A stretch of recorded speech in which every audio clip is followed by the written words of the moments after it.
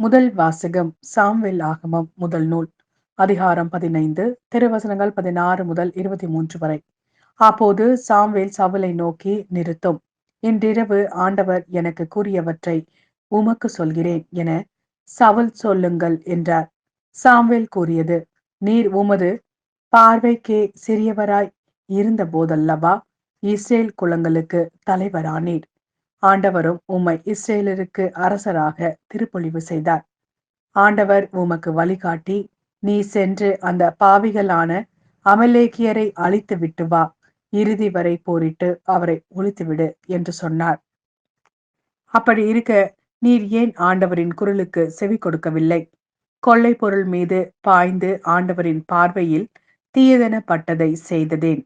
அதற்கு சவுல் சாமுவேலை நோக்கி, ஆண்டவரின் குரலுக்கு நான் செவி கொடுத்தேன், அவர் காட்டிய வழியிலும் சென்றேன்.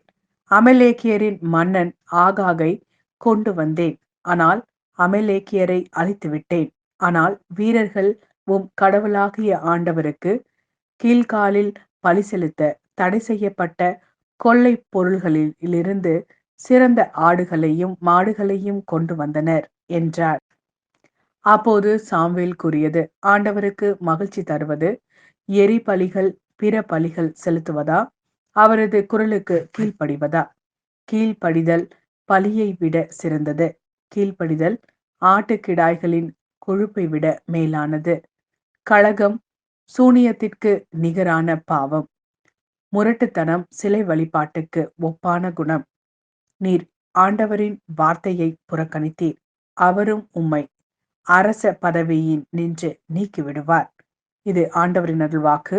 இறைவா, உமக்கு நன்றி. மாட்கெல்திய நற்செய்தி அதிகாரம் 2 திருவசனங்கள் 18 முதல் 22 வரை.